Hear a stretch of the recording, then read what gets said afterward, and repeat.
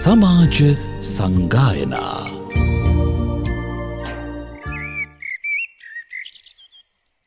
සමන්ත චක්කවාලේසු අත්‍රා ගච්ඡන්තු දේවතා සද්ධම්මං මුනි රාජස්ස සුනන්තු සග්ග මොක්ඛදං ධම්මස්සවන කාලෝ අයං භදංතා ධම්මස්සවන කාලෝ අයං භදංතා ධම්මස්සවන කාලෝ අයං භදංතා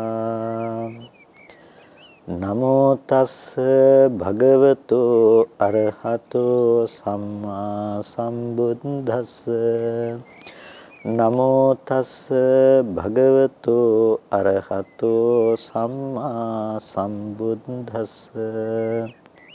නමෝ තස්ස භගවතෝ අරහතෝ සම්මා සම්බුද්දස්ස ශ්‍රද්ධා සම්පන්න කාරුණික පින්නතුනි හැම කෙනෙක්ම උතුම් සද්ධර්ම ශ්‍රවණයට සූදානම් වන මොහොත උතුම් වූ ධර්මය ශ්‍රවණය කරනකොට කවුරුත් තමන්ගේ සිත් සතන් හොඳින් ඒ පිළිබඳව නැඹුරු කරගෙන කය නිසසලව තියනවා වගේම හිතත් නිසසල කරගෙන මේ උදෑසන මේ උතුම් ධර්මය හොඳින් ශ්‍රවණය කරන්නට ඕනේ. මේ ධර්මය කියලා කියන්නේ ලෝකේ අපට අහන්නට ලැබෙන පරම දුර්ලභම වචන ටිකක්. ඒකට හේතුව තමයි සාමාන්‍ය ලෝකයා තුල බුද්ධෝත්පාද කාලයක හැරුණකොට මේ වචන කතා කිරීමක් ඇත්තේ නැහැ. යථාර්ථවාදී දැක්මක් පිළිබඳව කිසිම විදිහකින් එහෙම ලෝකයේ තුල කතා කරලා අවබෝධ කරගන්නට අවශ්‍ය වටපිටාවක් ඇත්තේ නැහැ. ඒ නිසා මේ ලැබුණු කාලය ඔබට ඊටමත් වටිනා කාලයක්. ඔබ ඊටම වැඩිපුර ප්‍රයෝජන ලබා ගත යුතු කාලයක්. ඒ කාලයෙන් උපරිම ප්‍රයෝජන ලබා ගන්න ඔබ මේ පිළිබඳව ඊටමත් වීරය කරන්නට අවශ්‍යයි. ඉතින් ඒකෙදි මූලික ලෙසම ඔබ කල යුත්තේ කුමක්ද කියන කාර්යය පිළිබඳව ඔබට දැනුමක් තියෙන්නට අවශ්‍යයි. ඒ දැක්ම අනුව තමයි ඔබ ඉදිරියට ගමන් කරන්නේ. යම් තැනකට අපට යන්නට අවශ්‍ය නම් ඒ අපි යන තැන පිළිබඳව අපි මූලික වශයෙන් දැනගෙන ඉන්නට ඕනේ. ඔබ නිවසින් එළියට බහින්නේ යම් තැනකට පිටත් වෙලා යන්නට කියලා ඒ යන තැන පිළිබඳව මූලික දැක්මක් ඇතිව. ඒ කියන්නේ යන තැන කොතනටද යන්නේ කොහොමද යන්නේ කියන කාරණා පිළිබඳව දැනුමක් දැක්මක් ඇතිව. ඉතින් මේ යන තැන පිළිබඳ දැනුමක් නැතිව එළියට බැස්සොත් එහෙම ඒක නිවැරදි ගමනක් බවට පත්වන්නේ නැහැනේ. ඒ වගේ තමයි නිවන් ප්‍රතිපදාවත් බෞද්ධයින් හැටියට කවුරුත් විමුක්තිය සඳහා නිර්වාණය සඳහා උත්සාහවත් වෙනකොට ඒ පිළිබඳවත් දැක්මක් මූලික වශයෙන්ම Taman සතුව තියෙන්නට ඕනේ. ඒ දැක්ම නැති වුණොත් කෙනෙකු තුල පින්නතුනි ඒ හේතු කරගෙන බොහෝ දෙනෙක් වැරදි මාවත් පිළිපදිනවා. නිවැරදි මාවත අතහැරලා දාලා. ඉතින් මේ නිවැරදි මාවත පිළිබඳව හඳුනා ගන්නට ප්‍රධාන වශයෙන්ම අද සමාජයේ බොහෝ දෙනෙකුට පුළුවන්කමක් ලැබෙන්නේ නැහැ. ඒකට හේතුව තමයි නොඑක් මිත්‍යා දෘෂ්ටි ග්‍රහණයන් දකින්නට තිබෙන නිසා. බුදුරජාණන් වහන්සේ මේ ධර්මයේ පිළිබඳව දේශනා කරනකොට දේශනා කරනවා මේ ලෝකේ පිරිසුදු රත්තරන් තියනකම් පිරිසුදු මට්ටමේම වටිනාකම් සහිත මට්ටමම තියනකම් එච්චර බයවන්නට දෙයක් ඇත්තේ නැහැ. හැබැයි යම්කිසි කාලෙක රත්තරන් වගේ දෙයක් බිහි වුණොත් එහෙම ඒ රත්තරන් වගේ දේ බිහිවීම නිසා පිරිසුදු රත්තරන් නැතිනම් වටිනාකමින් යුක්ත දේ ලෝකයේ තුල ඉක්මනින් අතුරුදන්ව යනවා. අන්න ඒ වගේ තමයි මේ ධර්මයේ සහ ධර්ම වේශයෙන් පෙනී සිටින දේවල් පිළිබඳවත් අපි තේරුම් ගත යුත්තේ. ඇතම් කෙනෙක් හිතනවා හිතේ තියෙන කෙලෙස් ටික යටපත් වෙනකොට ඒකම තමයි ධර්මය කියන්නේ. ඒක ඕන දෙයක් ඒක ධර්මයයි කියලා. නමුත් පින්නතුනි බුද්ධ ශාසනයක් කියලා කියන්නේ කෙලෙස් ධර්මයන් යටපත් වීම නෙමෙයි. කෙලෙස් නැති බව පිළිබඳව ඔබට තේරෙන ප්‍රමාණයක් නෙමෙයි. මේක යථාර්ථවාදී දැක්මක් සමග යන දෙයක්. කුමන දර්ශනයකින්ද ඔබ කෙලෙස් නැති කරගත්තේ කියන එක තමයි ඊටාම වැදගත් වෙන්නේ. ඒ නිසා ඒ දර්ශනය පිළිබඳව ඔබ දැක්මක් ගොඩනගාගෙන තියෙන්නට ඕනේ. ඒ නිසායි සීලවා දසනේන සම්පන්නෝ කියලානේ අපි කියන්නේ. සිල්වත් වෙනවා ඒ කෙනා දර්ශනයකින් යුක්තව. එතකොට ඒ දර්ශනයකින් යුක්තව තමයි ප්‍රතිඵලයට එහෙමත් නැතිනම් කාමයන්ගෙන් මිදිලා ඒ නිර්වාණ ගාමිනී ප්‍රතිපදාව මනාව පුරන්නට කෙනෙකුට පුළුවන්කම තියෙන්නේ. පින්නතුනේ අන්න ඒ සඳහා අපට උපකාර වන ප්‍රධානතම ධර්ම කොටහශය තමයි නිවැරදිව අධ්‍යයනය කරන ලද ත්‍රිපිටක ධර්මය කියලා කියන්නේ. ඒ තරම් සත්පුරුෂ භූමියක් නැතිනම් ඒ තරම් වටිනා දෙයක් වෙන ඇත්තේ නැහැ. සම්බුද්ධ පරිනිර්වාණයෙන් පස්සේ අපිට තියෙන ශාස්ත්‍රුන් වහන්සේනේ ත්‍රිපිටක ධර්මය කියලා කියන්නේ. ඒ උතුම් ත්‍රිපිටක ධර්මය අපට පුළුවන් නම් පින්නතුනේ නිවැරදිව අධ්‍යයනය කරන්නට, නිවැරදිව ඒ ඔස්සේ කරුණු කාරණා විමසා බලන්නට එය ඊටාම ප්‍රඥා සම්පන්න දෙයක්. ඒ ඊටාම නුවණින් සම්මර්ෂණය කළ යුතු තැනක් හැටියටයි අප දකින්නේ. ඒ නිසා නිවැරදි ත්‍රිපිටක අධ්‍යයනයක් අපිට සිද්ධ කරන්නට නම් අප ඒට අනුරූප වුණ කරුණු කාරණා පිළිබඳව හොඳ පරිචයක් දැනුමක් ඇති කරගන්නට ඕනේ. ඔබට හිතෙයි අපි කොහොමද නිවැරදිව මේ ත්‍රිපිටක ධර්මයේ ඉගෙන ගන්න කියලා.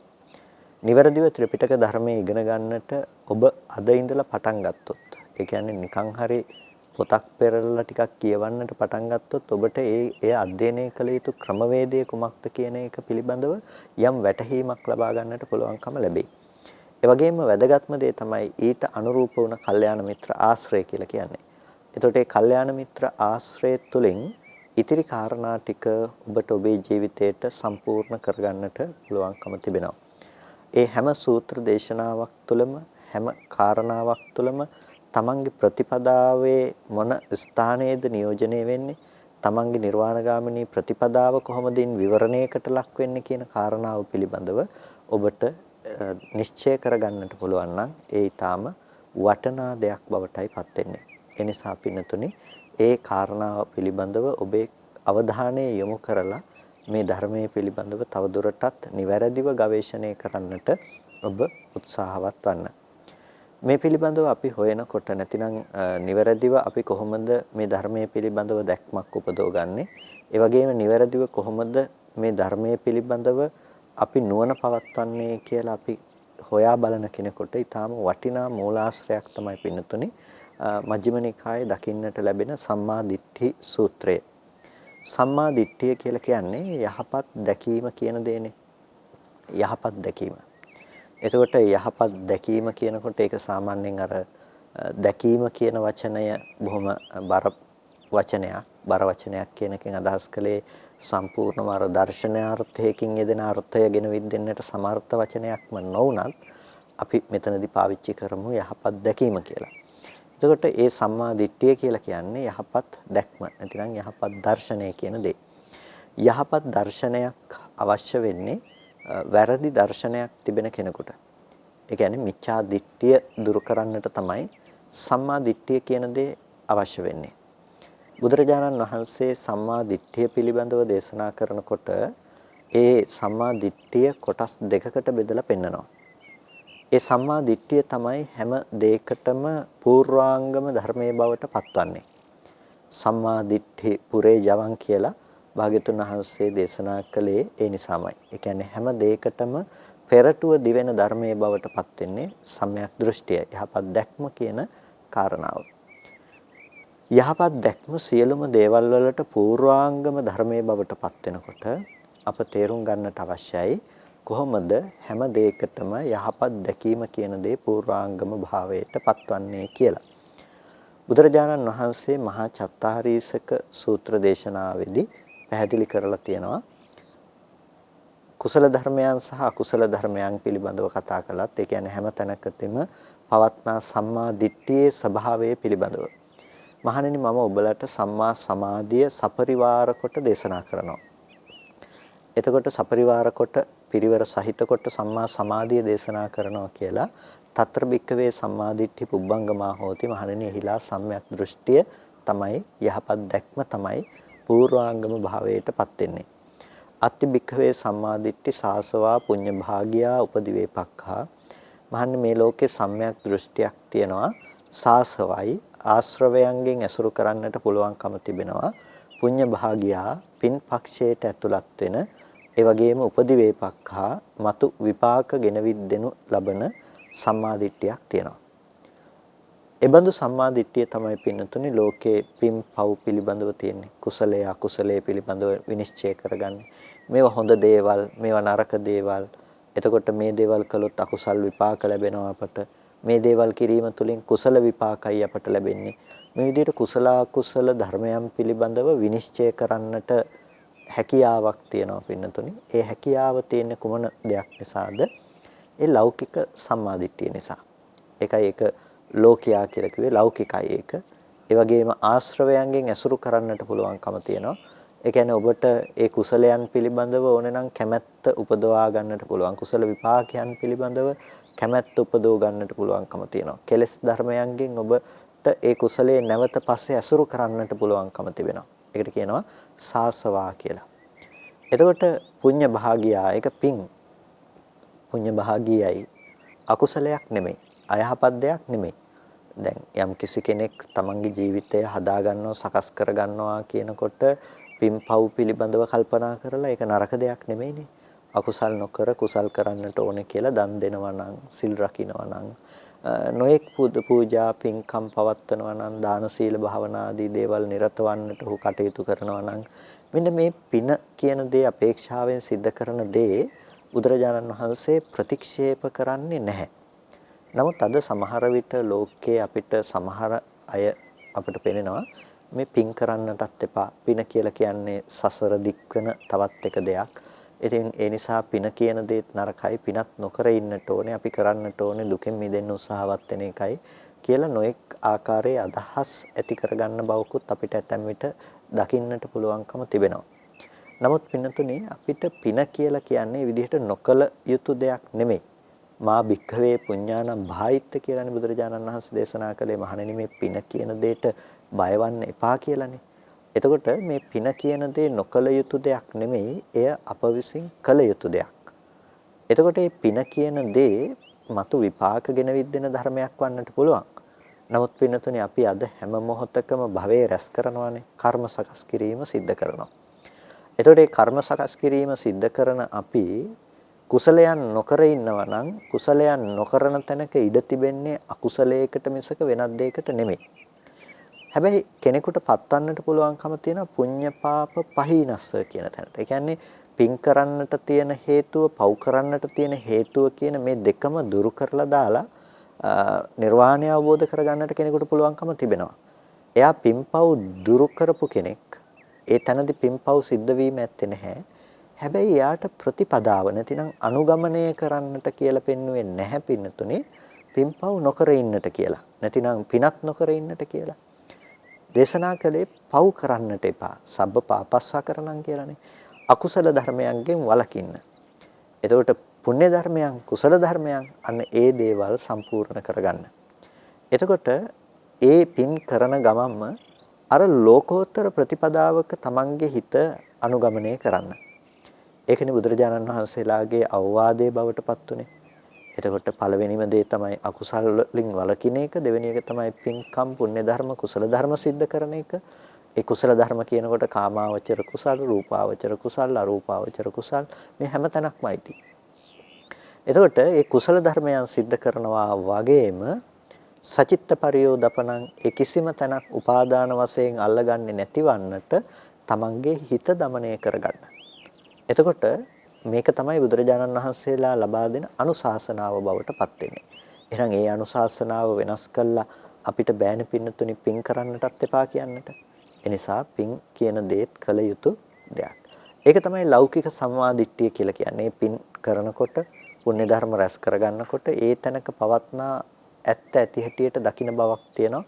ඒක ලෝකෝත්තර වශයෙන් දකින්න බව නෙමෙයි. ඒක ලෞකික කුසලයේ අකුසලයේ විනිශ්චය කර ගැනීම පිළිබඳව තිබෙන නුවණක්. අන්න ඒකට කියනවා ලෞකික සම්මා දිට්ඨිය කියලා.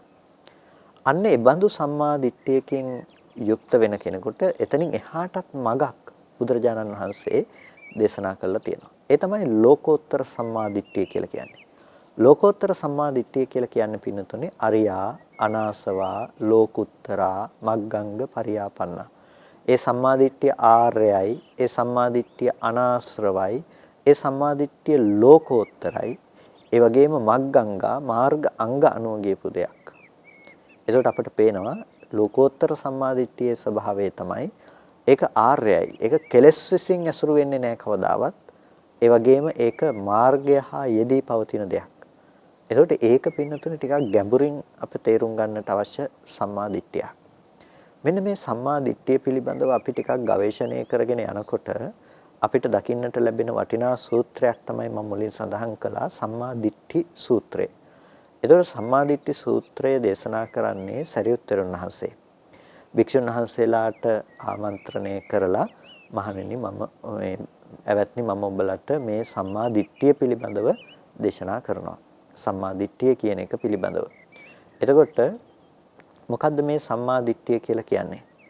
යතෝකෝ ආවුසෝ ආර්ය ශාවකෝ සම්මා දිට්ඨි හෝති උජුගතාස්ස දිට්ඨි. යම් කිසි කෙනෙකුගේ දෘෂ්ටියේ ඍජු බවක් තියෙනවා නම් එතකොට ධර්මයේහි අවිච්ඡප්පසාදයක් පවතිනවා නම් අන්න එලෙස පවතිනා වූ සම්මා දිට්ඨියක් තියෙනවා. ඒ සම්මා දිට්ඨිය මොකක්ද කියලා සරියුත්තරුන් වහන්සේ දේශනා කරනවා.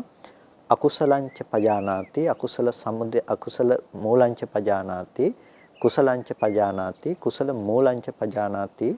මෙන්න මේ කාරණා හතරක් පිළිබඳව. ඒ කියන්නේ අකුසලය දන්නවා නම් අකුසලයේ ඇතිවන මූලය දන්නවා නම් කුසලයේ දන්නවා නම් කුසලයේ ඇති වූ කුසල මූලය දන්නවා නම් මෙන්න මෙපමණකින්ම එතාවතානුකෝ ආවසෝ ආර්ය ශාවකෝ සම්මා දිට්ඨි හෝති මෙපමණකින්ම ආර්ය ශ්‍රාවකයා සම්‍යක් දෘෂ්ටියටපත් වන කෙනෙක් උජුගතාස්ස දිට්ඨිය ඔහුගේ දෘෂ්ටිය ඍජු භාවයටපත් වෙලා තියෙනවා. ධම්මේ අවිච්ඡ ප්‍රසාදේන සමන්නාගතෝ ධර්මයේ අවිච්ඡ ප්‍රසාදයටපත් වෙලා ආගතෝ ඉමං සද්ධම්මන්ති මේ ධර්මයටපත් වුණ කෙනෙක් සද්ධර්මයට ආපු කෙනෙක්. එතකොට ඒ කෙනා මේ ස්රෝතයට එමත් නැතිනම් ධර්මයේ නැමැති මේ මහා ප්‍රවාහයට නතු වූ කෙනෙක් හැටියට සරියුත්තරුන් වහන්සේ ගෙනහැර දක්වනවා. කවුද? අකුසලයේ දන්න කෙනා, අකුසල මූලයේ දන්න කෙනා, කුසලයේ දන්න කෙනා, කුසල මූලයේ පිළිබඳව දන්න කෙනා. එතකොට දැන් අකුසලයේ ගැන යම් කිසි කෙනෙක් දන්නවා නම් අකුසල මුල මොකද්ද කියලා දන්නවා නම් කුසලයේ ගැන දන්නවා නම් කුසල මූලයේ ගැන දන්නවා නම් පින්නතුනි එතකින්ම ඔහු සම්‍යක් දෘෂ්ටියටපත් වූ කෙනෙක්. අකුසල මුල් කුසල මුල් දන්නවා නම් එතකින් ඔහු සම්‍යක් දෘෂ්ටියටපත් වූ පුද්ගලෙක්. එතකොට කොහොමද එපමණකින් ඔහු සම්‍යක් දෘෂ්ටියටපත් වූ පුද්ගලයෙක් බවට පත්වන්නේ? අනේ කාරණාව අපි හොඳින් නුවණින් විමසා බැලිය යුතු කාරණාවක්.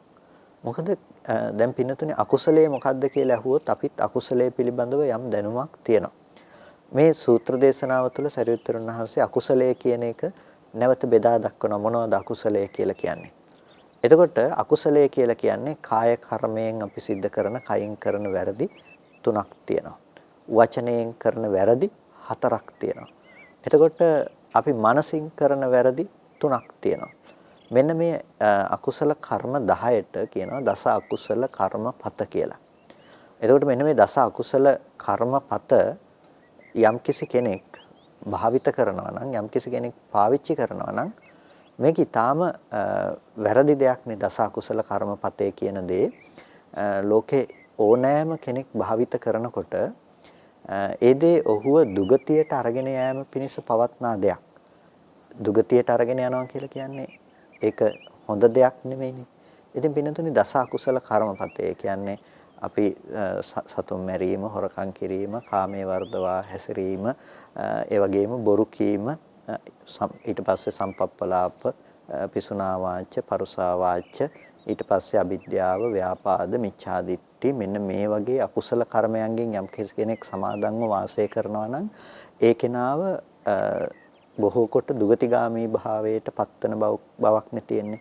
එතකොට මේ අකුසල කර්මයන්ගෙන් කයින් කරන යම් වැරදි තුනක් තියෙනවා නම් මේ වැරදි තුනත් වචනයෙන් කරන වැරදි හතරක් තියෙනවා නම් මේ වැරදි හතරත් ඒ වගේම මනසින් කරන වැරදි තුනක් තියෙනවා නම් මොනවාද? අවිද්‍යාව, ව්‍යාපාදේ සහ මිච්ඡාදිට්ඨිය. එතකොට මෙන්න මේ කියන වැරදි තුනත් කියන මේ අකුසල කර්මපත කියන ටික. ඒ කියන්නේ දස අකුසල කර්මපතය තුලින් 8ක් සාමාන්‍යයෙන් අකුසල කර්මපත වෙන අතරම එකෙන් දෙකක් අකුසල මූලයේ බවටත්පත් වෙනවා අකුසල් බවටත්පත් වෙනවා. මොනවාද? අවිද්‍යාව කියලා කියන්නේ විෂම ලෝභය කියන එක. එතකොට එතන පවතිනවා විෂම ලෝභය කියන ලෝභ කියන අකුසල මූලය. ඒ වගේම ව්‍යාපාදේ කියලා කියනවා තරහව, වෛරී බව හිතට ඇති කරන. එතකොට ව්‍යාපාදේ කියලා කියන්නේ ද්වේෂය නැමැති අකුසල මූලයේම තවත් එක අවස්ථාවක්. එතකොට මෙතන දස අකුසල කර්මපතයන්ගෙන් දෙකක් අකුසල් මුල් තමයි නියෝජනය කරන්නේ. අකුසල මූල බවටපත් වෙනවා. අකුසල කර්ම අරගෙන බලනකොට මේ 10න් දෙකක් එතකොට අකුසල මූල නියෝජනය වෙනවා. ඊට පස්සේ මොකද්ද අකුසල් මුල් කියන්නේ කියලා සරියුත්තර වහන්සේ නැවත පැහැදිලි කරනවා. අකුසල මූල කියලා කියන්නේ මොනවද? ලෝභ, ද්වේෂ, මෝහ කියන මේ දේවල් තමයි අකුසල මූල. කුසල් කියලා කියන්නේ මොනවද? මේ දස අකුසල කර්මපතයන්ගෙන් වැළකී යම් සුචරිත ධර්ම සමාදානයක් තියෙනවා නම් ඒ සුචරිත ධර්ම සමාදානය තමයි දස කුසල කර්මපතයන්. මේක කුසලයේ. එතකොට කුසල මුල් මොනවද? අලෝභ, අද්වේෂ, අමෝහ කියන දේ තමයි කුසල මුල් බවට පත් වෙන්නේ. මෙන්න පින්නතුනේ අකුසලයේ අකුසල මූලය සහ කුසලයේ කුසල මූලය.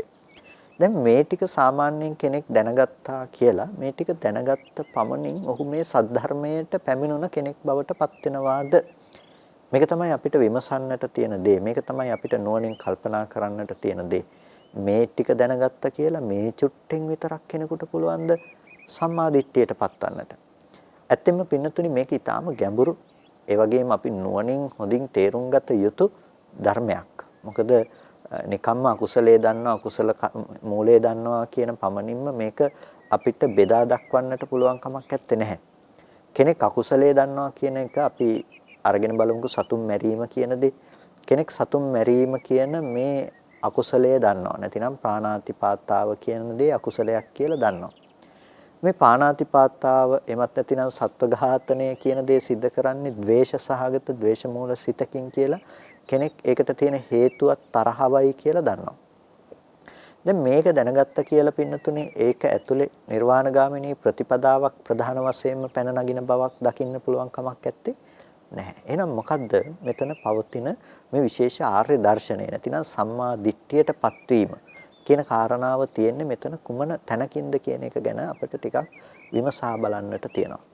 පින්නතුනි මෙතන තියෙන ප්‍රධානම දේ තමයි යම්කිසි කෙනෙක් සත්ව ඝාතනය කියන දෙයින් වළකිනවා නම් ඒ වළකින කෙනාට අවශ්‍ය දර්ශනය මොකද්ද? එතනින් මිදීම සඳහා. ඒ කියන්නේ අකුසලංච පජානාති කියනකොට අකුසල ධර්මයේ දන්නවා කියනකොට මෙතන කිව්වේ පජානාති කියලා වචනයක් නේ. ඒ කියන්නේ සාමාන්‍යයෙන් පාලි භාෂාව තුළ ජානාති කියලා කියනවා දැනගනි කියන එකට. පජානාති කියලා කියනවා මේ ප්‍රකර්ෂයෙන් දැනගන්න බවට. තව විදිහකින් කිව්වොත් එහෙම ප්‍රඥාවෙන් දැනගන්නවා. ඒකට පාවිච්චි කරන වචනයක් නේපක්ඛ ප්‍රඥාවෙන් දැනගන්නවායි කියලා. ඒ කියන්නේ විමසා බලන නුවණින් දැනගන්නවා ඉදී. එතකොට මේ අකුසලංච පජානාති කියලා කියන්නේ පින්නතුනේ අකුසලයේ පිළිබඳව නුවණින් දැනගන්නවා කියන එක. එතකොට අකුසලයේ පිළිබඳව නුවණින් දැනගන්නවා අකුසල මූලයේ පිළිබඳව නුවණින් දැනගන්නවා කියනකොට මේක අකුසලයේ මේක අකුසල මූලය කියලා නිකම්ම දැනගන්න දෙයක් ගැන නෙමෙයි මේ කතා කරන්නේ. ඒකයි මේ ශාසනයේ තියෙන විශේෂත්වයේ බවට පත් වෙන්නේ පින්නතුනේ. දැන් බුදුරජාණන් වහන්සේ කාලේ හිටපු නිගණ්ඨයොත් සත්තු මරන්න නැතුව හිටියනේ. ඒත් කිව්වා සත්ව ඝාතනය එපා සත්ව ඝාතනය හොඳ නැහැ කියලා.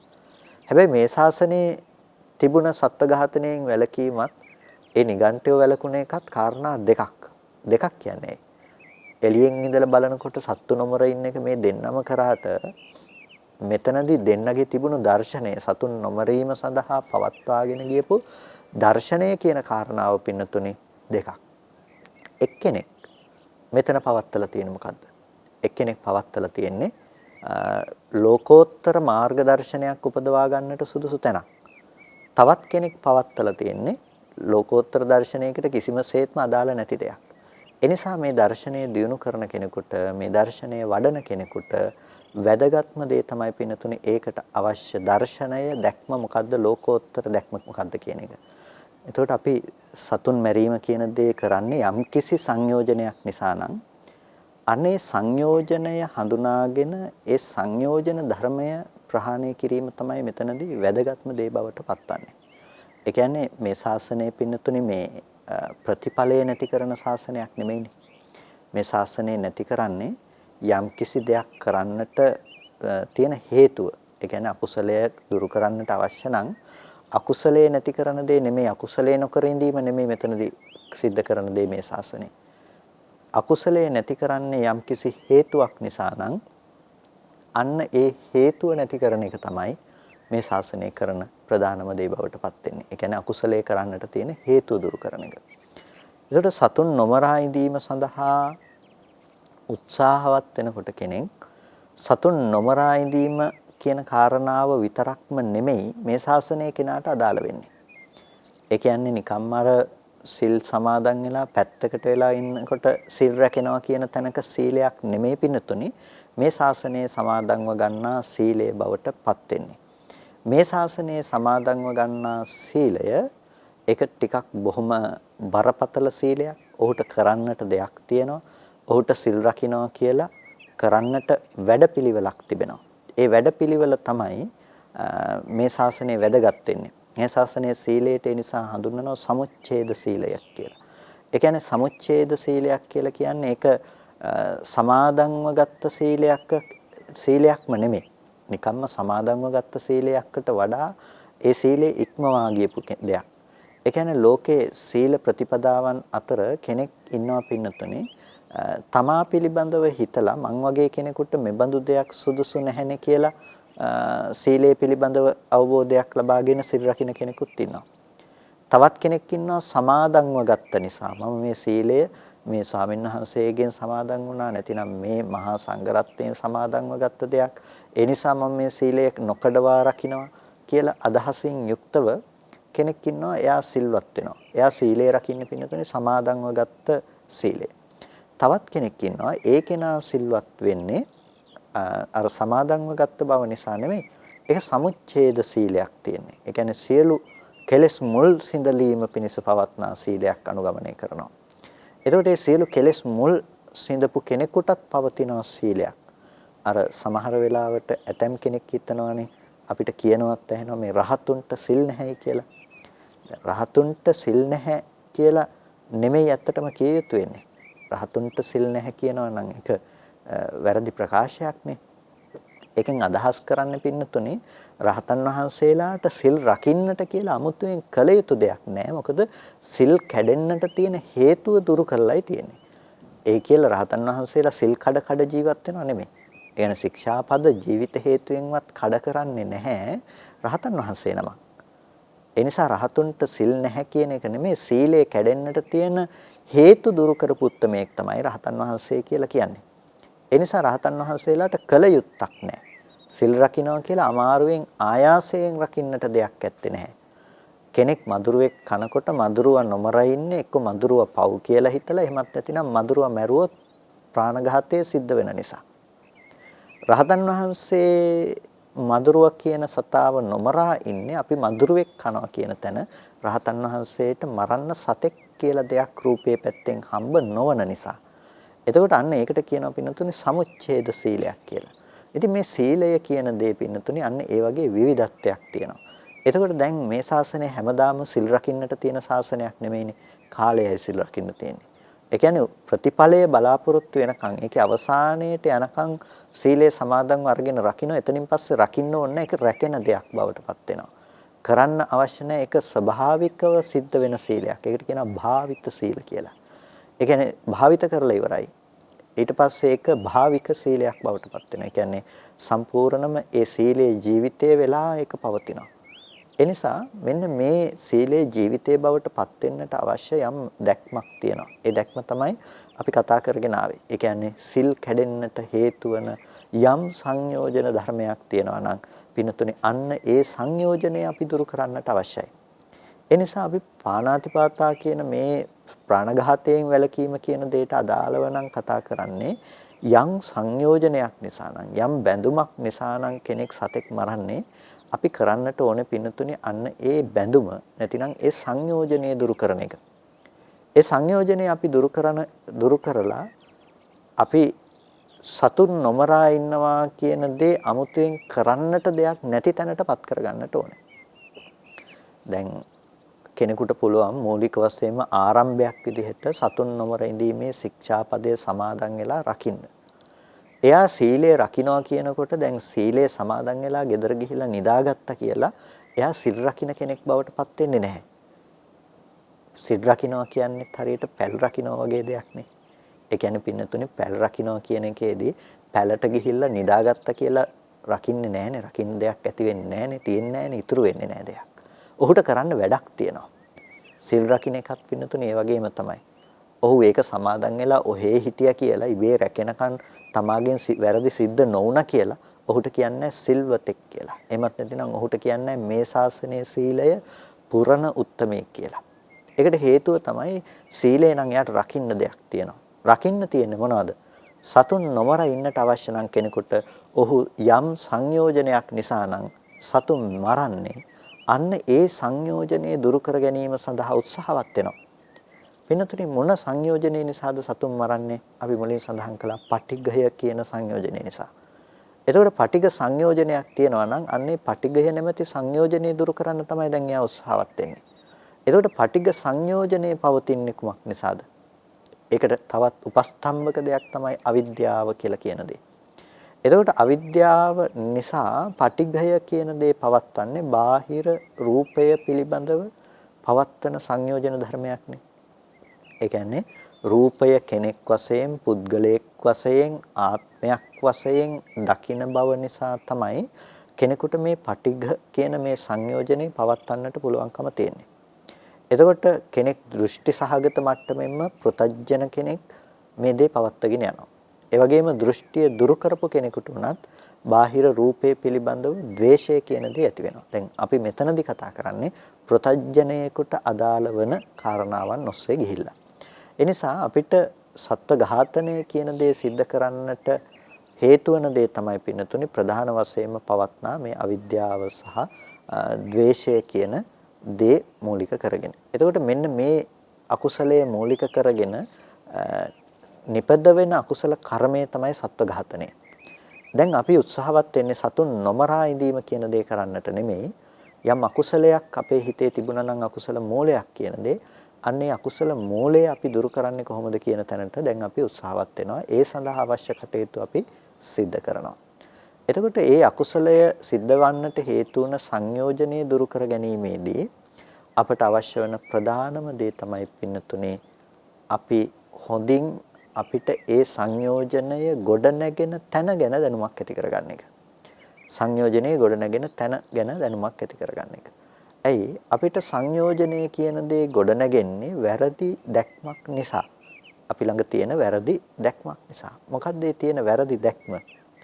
අපි දන්නේ නැහැ පින්නතුනේ බාහිර ලෝකය කියලා කියන්නේ සත්පුද්ගල ආත්ම භාවයන් අපිට ඇතිවන්නේ කොහොමද කියන එක පිළිබඳව අපි දන්නේ නැහැ. අන්න ඒ නිසා අපිට තරහ පවත්වාගෙන යන්න ඇසුරු කරන්න තියෙන බාහිර ලෝකයක් හම්බ වෙනවා.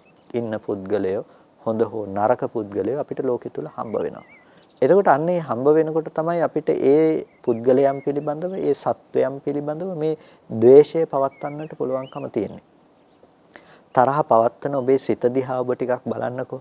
අහවල් කෙනා මට මෙහෙම කිව්වා. අහවල් කෙනා මට මේ විදිහේ දෙයක් කළා. එතකොට මේ විදිහේ තැන්වලින් පින්නතුනේ පටිගය කියන එක, ද්වේෂය කියන එක තමන්ගේ හිතේ ඇති වෙන්නේ. එතකොට සත්වයක් ඉන්නවා කියන එක තුල තමයි ඔබට ඒ සත්වය මරලා මාංශය කන්න හරි හිතෙන්නේ. නැතිනම් මස් මාංශ අනුභවයට හරි ඔබට අදහසක් පහළ වෙනවා නම් ඒකද සිද්ධ කරන්නේ සතා ජීවත්ව ඉන්නකොට ඔබට ඒක අනුභව කරන්නට බැරි නිසා ඔබ පටිඝ සහගත සිතකින් ඒ සතා ඝාතනය කරනවා. එතකොට මේ හැම තැනකම පින්නතුනේ ඔබට ඇති වෙන දේ තමයි ද්වේෂය කියන දේ, පටිඝය කියන දේ. ඒකට මధుරයක් කනකොට ඔබේ සිතේ ඇති වෙන ඒ සතාව නැති කරලා දාන්නට ඕනේ කියන ද්වේෂ සහගත සිතක්. එතකොට දැන් මේ හැම දෙයකටම මේ මුල් වෙලා තියෙන දේ තමයි තරහව. එතකොට තරහ මුල් වෙලා තියෙනවා පින්නතුනේ. ඒ තරහ ඇති කරන්නට හේතුවක් බවට පත් වෙලා තියෙනවා අවිද්‍යාව. එහෙමත් නැතිනම් නොදන්නාකම කියන කාරණාව. එතකොට දැන් ඔබ උත්සාහවත් වන්නට ඕනේ සතුන් නොමරා ඉඳීම කියන දේ ශික්ෂාපදයක් හැටියට සමාදන් වුණාට මේ ශික්ෂාපදයේ බිඳීමට හේතු වන සංයෝජන ධර්ම ප්‍රහාණයට තමයි ඔබ දැන් උත්සාහවත් වන්නට ඕනේ. අන්න දැන් සිල් රකින්නට යනකොට ඔබට සිද්ධ වෙනවා සීලය කැඩෙන්නට තියෙන හේතුව හඳුනාගෙන ඒ හේතු දුරු කරන්නට.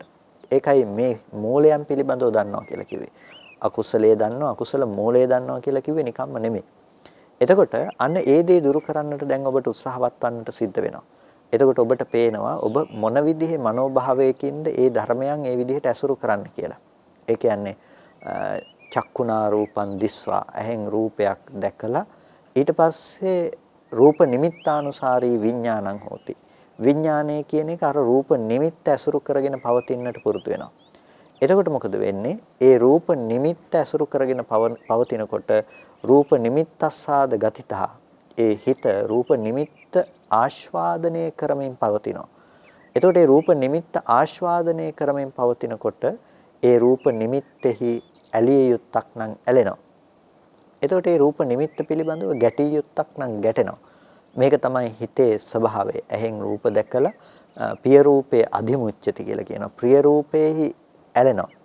අප්‍රිය රූපේ අප්‍රිය රූපයන්හි ගැටෙනවා. එතකොට මේ ඇලීම සහ ගැටීම කියන බව කෙනකෙනා උපදව ගන්නවා තම තමන්ගේ මනෝභාවයේ වැරදි විදිහට පවත්වනකම නිසා.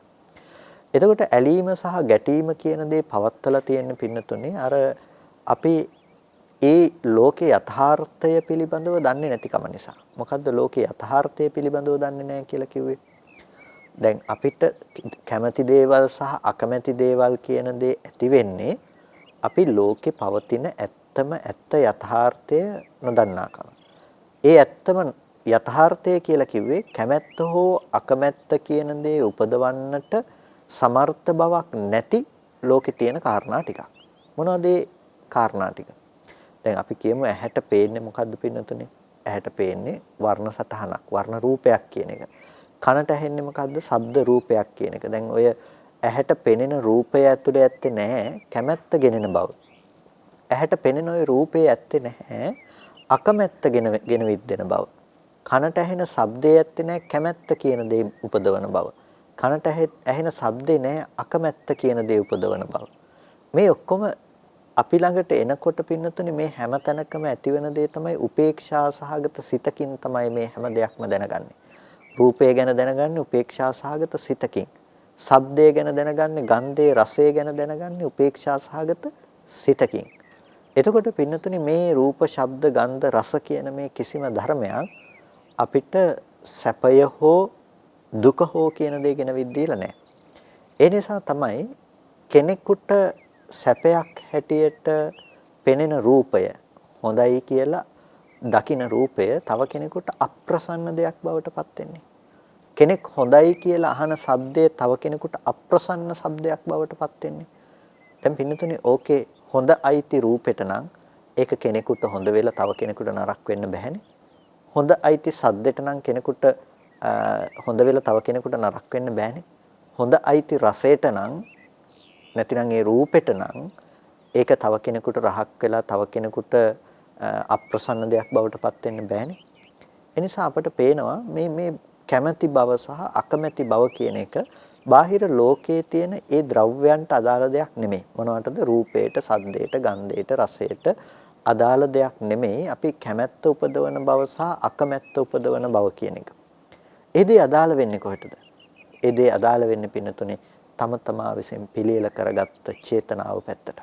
සිතීම කියන දෙයට.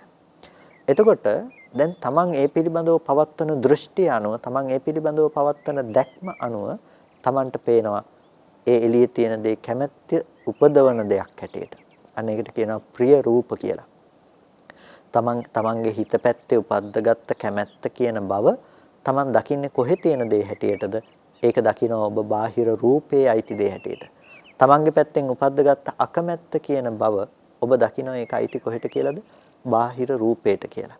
දැන් එළියේ තියෙන දෙයකට අයිති කියලා හිතුවට පස්සේ පින්නතුනේ අන්න ඔබට ලෝකේ වටිනකම තියෙන දේ සහ නොවටිනා සහිත දේවල් ලෝකෙ තුල හම්බෙන්න පටන් ගන්නවා.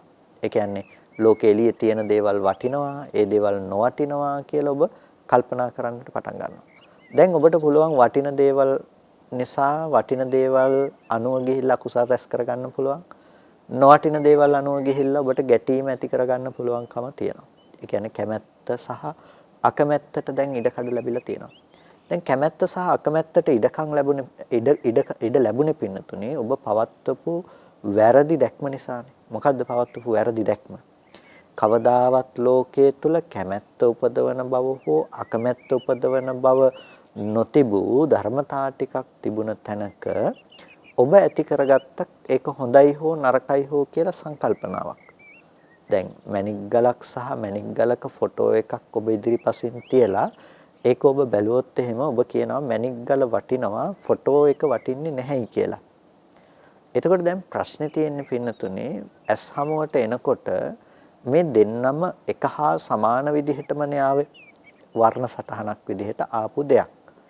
එතකොට වර්ණ සටහනක් විදිහට ආපු දේ එක දෙයක් ඔබ වටිනවා කියනවා තව දෙයක් නොවටිනවා කියනවා. හැබැයි ඔය එයාපු පාට ටිකේ ඔය වර්ණ සටහනේ වටිනකම් නොවටිනකම් තිබ්බේ නැහැ. ඕක තිරසංගත සතෙක් දැක්කොත් එයාටත් ඕකේ වටිනකම් නොවටිනකම් ඇත්තේ නැහැ. ඕකම පුංචිම දරුවෙක් දැක්කොත් එයාටත් ඕකේ වටිනකම් නොවටිනකම් ඇත්තේ නැහැ. එතකොට මේ රූපේ වටිනකම් නොවටිනකම් නැති නිසා තමයි පින්නතුනේ මේ මට්ටමේදී වටිනාකම සහ නොවටිනාකම කියන දේ ඇසුරු නොකලේ. එතකොට මේ වටිනකම් නොවටිනකම් නොතිබුණු රූපය අනික් කෙනෙක් බාහිර ලෝකේ ඉන්න කෙනෙක් දැක්කට පස්සේ මොකද වෙන්නේ? අර සංකල්ප රාමුව ඔස්සේ තම තමන් ගොඩනගාගත්ත ප්‍රඥප්ති ටික ඇසුරු කරන කෙනෙකුට හිතෙනවා මැණික් ගල වටිනවා ෆොටෝ එක වටින්නේ නැහැ කියලා. එතකොට මේ ප්‍රඥප්ති රාමුව තමන් අවිද්‍යාව නිසා හිතනවා මනසින් දැනගන්නේ කොහෙ තියෙන දේ හැටියටද අර බාහිර රූපයේ තියනවා කියලා දකින්න. ඒ කියන්නේ වටිනකම කියන දේ අර රූපෙට අයිති කියලා කල්පනා කරනවා. දැන් අන්න වටිනාකම තියෙන දේ ලබා ගැනීම සඳහා උත්සාහවත් වෙනවා. ලෝභය නම් එයා ඒකෙන් ලෝභයෙන් අදිමුත්තව ලෝභයෙන් ඇලිලා එයා උත්සාහවත් වෙනවා අර වටිනාකම් සහිත දේ අල්ලගෙන තියාගන්න එයා උත්සාහවත් වෙනවා. නොවටිනාකම් සහිත දේ ඉවත් කරන්නට එයා උත්සාහවත් වෙනවා. මෙන්න මේ විදිහට පින්නතුනේ ඇලෙන්නට ගැටෙන්නට සුදුසු වටපිටාවක් ඒ පුද්ගලයා බිහි කරගෙන ජීවත් වෙනවා. ඒතකොට දැන් මෙතන හරි ගැටලු සහගත තත්වයක්නේ. අපි ඇලීම සහ ගැටීම කියන දේ උපදෝගෙන තියෙන්නේ Taman තුල. එතකොට මේ Taman තුල උපදෝගත්තේ වැරදි සහගත ගැටීම අපිට දුරු කරගන්නට නම් අපිට දුරු කරන්නට වෙන්නේ බාහිර ලෝකේ තියෙන දේවල් නෙමෙයි. අපි උපදෝගත්ත වැරදි සහගත මනෝභාවය තමයි පින්නතුනි අප දුරු කළ යුතු දේ බවට පත් වෙන්නේ. අන්න ඒ නිසයි මේ ශාසනයේ සීලය රකින්න කෙනාට සිල් රකින්න දර්ශනයක් අවශ්‍යයි. ඒ දර්ශනය කියන දේ අනුරූපව තමයි කෙනෙකුට සිල්වත් වන්න සිද්ධ වෙන්නේ. ඒ දර්ශනයට අනුරූපව සිල්වත් වෙනකොට එයාට කරන්න දෙයක් තියෙනවා. ඒ තමයි එයා සතුන් නොමර ඉන්නකොට සතුන් නොමර ඉඳීම කියන දේ තුලින් නෙමෙයි එයා සීලය පරිපූර්ණකාරීව පුරන කෙනෙක් බවට පත් වෙලා තියෙන්නේ. සතුන් මැරීම සඳහා හේතු වන සංයෝජන ධර්මය දුරු කරලා තමයි එයා මේ සතුන් නොමර ඉඳීම කියන දෙයට පත්වන්නට උත්සාහවත් වෙන්නේ. එතකොට ඒ කෙනා ඒ සඳහා උත්සාහවත් වෙනවා හැම වෙලාවකදීම මානසිකාරයේ පවත්වනවා. හිතට ද්වේෂය එන්නට නොදී එයා තමාගේ හිත දියුණු කරනවා. හිත දියුණු කරනකොට අන්න එයාගේ හිත සමාධිමත් වෙනවා. හිත සමාධිමත් වෙනකොට මොකද වෙන්නේ? හිත සමාධිමත් වෙනකොට ඒ සමාහිත වූ චිත්තයට යතහ භූතම් පජානාති ඇත්ත ඇති හැටියට දකින්නට පුළුවන්කම ලැබෙනවා. එතකොට පින්නතුනි දැන් මේ ටික ඔක්කොම එකට ප්‍රතිබද්ධයි. ඒ කියන්නේ මේ ශාසනයේ කෙනෙක් ඒ සීලය සමාදන් වෙලා සීලය රැකලා තියෙන්නේ මෙන්න මේ தത്വයට පත්වන්නට කියන මූලික දැක්මක් තිබුණා නම් ඒ දැක්ම දැන් ඉෂ්ට කරගෙන අවසానයි. අන්න ඒ විදිහට තමයි පින්නතුනි මේ අකුසලයේ දන්නවා අකුසල මූලය දන්නවා කියලා දෙයක් ගැන කතා කරන්නට වෙන්නේ. කුසලයේ දන්නවා කුසල මූලය දන්නවා කියලා කතා කරන්නට වෙන්නේ එබඳු තැනක් පිළිබඳව. එතකොට අකුසලයයි කියලා යමක් කිව්වනම් මේ කිව්වේ මොකද්ද? අකුසලයයි කියලා යමක් කිව්වනම් පින්නතුනි මේ කිව්වේ දුක්ඛ සත්‍ය පිළිබඳව. නැතිනම් අකුසල විපාකයේ සැප දෙයක් බවට පත් වෙන්නේ දුක් සහගත දෙයක් බවටම තමයි පත් වෙන්නේ. එතකොට මේ කිව්වේ දුක පිළිබඳවමයි. එතකොට අකුසල මූලයයි කියලා යමක් කිව්වනම් අර දුක උපදවන්නට සමර්ථ වුණ සමුදය පිළිබඳව තමයි කතා කළේ. ඉතින් මේක තව දුරටත් ගිහිල්ලා තව දුරටත් සියුම් වශයෙන් බෙදලා කතා කරන්නට පුළුවන්කම තියෙනවා.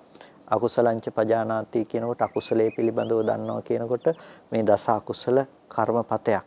එතකොට යා දස අකුසල කර්මපතේ පිළිබඳවම හඳුනාගෙන තියෙනවා. හඳුනාගත්තේ ඒ ගොඩනැගෙන්නට හේතු වෙන අකුසල මූලයත් සමගම. එතකොට ඒ දේවල් සමග යා මේක දැනුමක් ඇති කරගන්නකොට පින්නතුණිය ඔහුට පේනවා එතන පවත්නා යථාර්ථය මොකක්ද කියන එක. එතකොට ඔහුට පේන්නේ එතන තියෙන ස්කන්ධ ධර්මතා ටිකක්. ඒ කියන්නේ දැන් අකුසල මූලයේ පිළිබඳව හඳුනා ගන්නකොට විශේෂයෙන්ම එයාට පේනවා මේ අපි ඇති කරගන්න කර්ම සකස් කර ගැනීම කියන දේ. ඒ කියන්නේ දුක්ඛ ආර්ය සත්‍ය සහ දුක්ඛ සමුදය ආර්ය සත්‍ය කියන කාරණාව අවබෝධ කරගන්නට පුළුවන්කම තියෙනවා අකුසලංච පජානාති අකුසල සමුදයංච පජානාති කියන එකෙන්. එතකොට යම් කිසි කෙනෙක් අර කුසලයේ සහ කුසල මූලය හඳුනා ගැනීමෙන් කුසලයේ සහ කුසල මූලය හඳුනා ගැනීමෙන් එයා දන්නවා කල යුතු මාර්ගය මොකක්ද කියලා ලෝකෝත්තර මාර්ගයේ උපදවා ගන්න හැටි පිළිබඳව එයා දන්නවා. එතකොට එයා දැනගන්නවා අර අපි දැන් කතා කරපු විදිහට දර්ශනයකින් යුක්තව කොහොමද සිල්වත් වෙන්නේ? දර්ශනයකින් යුක්තව සිල්වත් වෙලා කොහොමද තමාගේ හිත සකස් කරගන්න කියන එක පිළිබඳව දන්නවා. ඒ කියන්නේ ආර්ය මාර්ගයේ උපදවන ප්‍රඥාවෙන් යුක්තව තමයි එයා මේ කුසලයේ සහ කුසල මූලයේ පිළිබඳව හඳුනාගන්නේ. අන්න ඒ කෙනාට ලැබෙන අවසානික ප්‍රතිඵලය තමයි පින්නතුනේ අර ධම්මේ අවෙච්චප්පසාද සමන්නාගත භාවය නැතිනම් ලෝකෝත්තර ඵලය කියන දේ ඔහුට ලබන්නට ඒක හේතුවක් බවට පත් වෙනවා. ඒකට කියනවා අපි නිරෝධය එහෙමත් නැතිනම් නිරෝධ ආර්ය සත්‍යයක් හැටියට. එතකොට මෙන්න මේ විදිහට ධර්මයේ තුලින් පින්නතුන් දැන් අකුසල මූලයේ කුසල මූලය හඳුනා ගැනීම තුළ කෙනෙකුට පුළුවන්කම තියෙනවා නිර්වාණ අවබෝධය ලබන්නට. හැබැයි ඒක මේ සාමාන්‍ය ලෝකේ සාමාන්‍ය හිතකින් දකින අකුසලයේ ගැන තේරුම් ගත්ත. ඒ කියන්නේ නිකම්ම කෙනෙක් අහලා මෙන්න මේ අකුසල් සතුන් මරණ එක අකුසල් හොරකම් කරන එක අකුසල් කාමයේ වර්ධව හැසිරෙන එක අකුසල් බොරු කියන එක අකුසල් හිස්කේලම් පරස වචන කියන එක අකුසල් ඊට පස්සේ අවිද්‍යාව ව්‍යාපාදේ මිච්ඡා දිට්ඨිය මේවා අකුසල් කියලා නිකම් මේවා අකුසල් කියලා අකුසල් මාත්‍රික ධර්මයන් ගැන දැනුමක් නෙමෙයි මෙතනින් අපේක්ෂා කරන්නේ. ලෝභෝ අකුසල මූලෝ දෝසෝ අකුසල මෝහෝ අකුසල මූලෝ කියලා අකුසල මූලය කියලා කියන්නේ මෙන්න මේ තුනයි කියලා කිව්වා කියලා මේ තුන ගැන දන්නවා කියන එකෙන් ධර්ම අවබෝධය ලැබෙනවා කියලා නෙමෙයි. එතකොට මේ කිව්වේ. එහෙනම් මොකද්ද කිව්වේ? ඊට වඩා හාත්පස ගැඹුරු දැක්මක් මේ කාරණා ටික ඇතුලේ විග්‍රහ වෙලා තියෙනවා.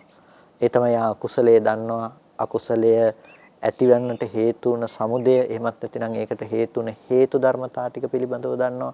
මේ විදිහට එයා ඇති කරගත්ත ಗುಣධර්ම පැත්ත මහ විශාල පැතිකඩක්. එතකොට එයාගේ ප්‍රඥා විශේෂය මහ විශාල පැතිකඩකට පැතිරී පවතිනවා. ඒක නිකම්ම හුදු අර සම්මා දිට්ඨිය ගැන අපි මුලින් කතා කරපු විදිහට කම්මස්සගත සම්මා දිට්ඨිය කියන රාමුව ඇතුලේ ඒක රැඳිලා නැහැ. ඒ රාමුව ඉක්මවා ගියපු දෙයක් බවටයි පත් වෙලා තියෙන්නේ. ඒ නිසා ඒ කෙනාගේ සම්‍යක් දෘෂ්ටිය කියන එක ලෝකෝත්තර සම්මා දිට්ඨියක් බවට පත් වෙලා තියෙනවා. අපි උත්සාහවත් වන්නට ඕන පින්නතුනේ අන්න ඒ ලෝකෝත්තර සම්මා දිට්ඨිය උපදව ගන්නට. ඒ ලෝකෝත්තර සම්මා දිට්ඨිය අකුසලයේ අකුසල මුල් කුසලයේ කුසල මුල් කියන ධර්මතා ටික තුලින් අපිට අපේ ජීවිතේට උපයෝගී කරගන්නකොට අන්තිමේටම අපි ඇවිල්ලා තියෙන නැවතත් පරීක්ෂා කරලා බලන්නට ඒ සංයෝජන උපදින ස්ථානයන් පිළිබඳව. ඒතකොට සංයෝජන උපදින ස්ථානයන් පිළිබඳව ගවේෂණය කරන කෙනෙකුට ගවේෂණය කරන්නට හමු වෙලා තියෙන පින්නතුනි වෙන කිසිවක්ම නෙමෙයි. ඔහුට ගවේෂණය කරන්නට හම්බෙලා තියෙන්නේ ඇස කන නාසය දිව ශරීරය මනස කියන මේ ආයතන ධර්මතා ටික හරහා ඇති කරගත්ත අකුසලයන් කියන දේවල්. ඒ කියන්නේ මේ ආයතන ධර්මයන් හරහා නොදන්නාකම හේතු කරගෙන මේ දේවල් වලට ප්‍රතිචාර දක්වන්නට යනකොට අකුසල ධර්මයන් උපදින්නේ කොහොමද? එතකොට මේ අකුසලයේ නූපද වීමට නම් අප මේ ආයතන ධර්මයන් පිළිබඳව නැතිනම් ලෝකේ පවත්නා ධර්මතාවය පිළිබඳ පරමාර්ථ ධර්මය පිළිබඳව අපි පැවැත්විය යුතු සිහිනුවන කුමක්ද කියන එක ගැන අපිට තේරුම් ගන්නට පුළුවන්කම තියෙනවා. එතකොට අපිට පේනවා ලෝකයේ අනාත්ම ලක්ෂණයක් අනිත්‍ය ලක්ෂණයක් අපිට දකින්න පුළුවන්කම තියෙනවා. ඇයි ඇහැට පෙනෙන රූපය ඉතුරු නැතුව නැති වෙනවා නම් කනට ඇහෙන ශබ්ද ඉතුරු නැතුව නැති වෙනවා නම් ගන්ධ රස ස්පර්ශ ඉතිරි නැතුව නැති වෙනවා නම් මේ කිසිම දෙයකින් අපිට පුළුවන් කමක් නැහැ නේද මේ කෙලස් කර්ම හදලා දෙන්නට කියලා අපිට ඒකට දකින්න පුළුවන්කම තියෙනවා. මේකට අපි කිව්වා මුලින්ම අපි සඳහන් කළා මේ හේතුව දුරු කරනවා කියලා. ඒ කියන්නේ යම් තැනක යම් ප්‍රතිෂ්ඨාවක් තියෙනවා නම් පිහිටා ඉන්නට තැනක් තියෙනවා නම් අකුසලයේ පිහිටා සිටින තැන දුරු කළා දානවා. අකුසලයේ පිහිටා සිටින තැන දුරු කළාට පස්සේ අකුසලයේ නූපදින බවටපත් වෙනවා. ඒකට තමයි අනුත්පාදය කියලා කියන්නේ. ඒ අකුසලයේ නැවත අනාගතයට අකුසලයේ ඇතිවන්නට යමක් හේතු වෙනවා නම් පින්නතුනේ අන්න ඒ අකුසලයේ නැවත අනාගතයට උපදින්නට තියෙන හේතුව දුරු කරගන්න එක තමයි මේ ශාසනයේ තියෙන ප්‍රධානම අංගයේ බවට පත් වෙන්නේ. අනේ හේතුව දුරු වෙන තැන තමයි මෙත් පින්නතුනේ අපි විශේෂයෙන්ම තේරුම් ගන්නට අවශ්‍ය දේ. අකුසලයක් සිද්ධ වෙන්නට අවශ්‍ය හේතුව දුරු කරගන්න තැන. ඒ හේතුව දුරු කරන තැන ඔබට ඔබ තුලින්ම ප්‍රත්‍යක්ෂ කරන්නට වෙනවා. එකෙන් කතා කරන්නේ අනිත්‍ය අනුව දකින්නකම. එකෙන් කතා කරන්නේ අනාත්මය අනුව දකින්නකම. එතකොට අනිත්‍ය අනුව දකින්නකම කියලා කිව්වේ ඔබට දකින්නට වෙනවා ඇහැට ආපු රූපය ඉතුරු නැතුව නිරුද්ධ වෙන ආකාරය, කනට ආපු ශබ්දය ඉතුරු නැතුව නැති වෙන ආකාරය, නාසයට ආපු ගන්ධය, දිවට දැනුණු රස, කයට දැනුණු ස්පර්ශ, මනසට ඇති වුණු අරමුණු කියන දේවල් ඉතුරු නැතුව නැති වෙන ආකාරය ඔබට දකින්නට සිද්ධ වෙනවා. එතකොට ඒ හටගත්ත ධර්මය ඉතුරු නැතුව නැති වෙන එකට අපි කියනවා අනිත්‍ය ධර්මයක් කියලා. එතකොට මොනවද මේ අනිත්‍ය ධර්මය? ඇස අනිත්‍යයි, රූප කියන දේවල් අනිත්‍යයි. එතකොට ඇහැ කියන දේ හේතු නිසා සකස් වුණ දෙයක්. රූප කියන්නේ හේතු නිසා සකස් වුණ දෙයක්. මේ ඇහැ රූප කියන ධර්මය හේතු නිසා සකස් වුණා නම් මේ ධර්මය හේතු නැති වෙනකොට නැති වෙලා යනවා කියන එක දකින්න පුළුවන්කම තියෙනවා. එතකොට මේ ධර්මය නැති වෙලා යනවා නම් අපිට ඒ දේ අරඹය අපි කැමැත්ත හෝ අකමැත්ත කියන දේ උපදවාගන්නේ තම තමන්ගේ සංකල්පමය රාමුව තුළ. ඔබ හිතන්නකෝ දැන් කයට දැනෙන පොට්ටබ්බය කියන එක වෙනම දෙයක්. එතකොට කයට යම් පොට්ටබ්බයක් දැනෙනකොට නැතිනම් ස්පර්ශයක් දැනෙනකොට ඔබ ඒ ස්පර්ශ වෙන තැන බලනකොට ඔබ හිතනවා මේ පේනෙන අතට තමයි මේක දැනුනේ කියලා. එතකොට ඔබට පේනවා එතන තියෙන තවත් වර්ණයක්. ඒ වර්ණය පේනකොට ඔබ ඔබේ සංස්කාරයන් තුලින් නැතිනම් ආශ්‍රවයන් තුලින් ඔබ එකතු කරගත්ත දේවල් තුලින් දැනගන්නවා මේ මధుරයක්. එහෙමත් නැතිනම් මෙතන ආත්මයක් තියෙනවා. මේ රූපේම ආත්මයක්. ඒ නිසා මේ රූපේ නැති කළොත් එහෙම මේ සතා නැති කරන්න පුළුවන්. නැවත කන බවක් ඇත්තේ නැහැ කියලා. ඔබ මොකද කරන්නේ? අතින් ගහලා අර මధుරවව ඉවත් කරලා දානවා. එතකොට නැතිනම් මරා දමනවා. එතකොට මధుරව මරලා දානවා කියන එකට හේතුව බවට පත් උනේ මොකද්ද පින්නතුනේ? මధుරව මරනවා කියන එකට හේතු උනේ ඔබ හිතයි මధుරව කාපු එක කියලා. ඇත්තටම මధుරයක් කන්න ඔබට අර පේන රූපය ගැන ඔබේ වැරදි වැටහීමක් තිබුණා. කයට දැනුණු ස්පර්ශය පිළිබඳව ඔබට වැරදි වැටහීමක් තිබුණා. අන්න ඒක තමයි පින්නතුනේ එතනදී මధుරව මරන්නේ හේතුනේ හේතුව හැටියට අපි දැක්ක යුතු වෙන්නේ. ඒ හේතුව කයට ඇවිල්ලා වහලා කාපු එක නෙමෙයි. අපි ඒකට ප්‍රතිචාර දක්වපු විදිහ නැතිනම් අපි අපේ මනසින් ප්‍රතිචාර දක්වපු විදිහේ වැරද්ද තිබුණේ. ඒ නිසා අපි දුරු කළ යුත්තේ පින්නතුනේ ඒ ප්‍රතිචාර දක්වන්නට හේතු වුණ පැත්ත. ඒ කියන්නේ මధుරයක් අපිට කනකොට අපි මොකද්ද ප්‍රතිචාර දක්වපු විදිහ වැරදි කියලා කිව්වේ. අපි ඇහැට පෙනුණු රූපය කෙනෙක් පුද්ගලයෙක් හැටියට කල්පනා කරා. එතකොට ඒ මාව කියලා අපිට තමා වූ රූපයක් අපිට දකින්න පුළුවන්කම ලැබුණා. ඒ වගේම එතන හිටපු තව සත්වයක් වූ රූපයක් අපි දැක්කා. අන්න ඒක තමයි වැරදි දැකීම.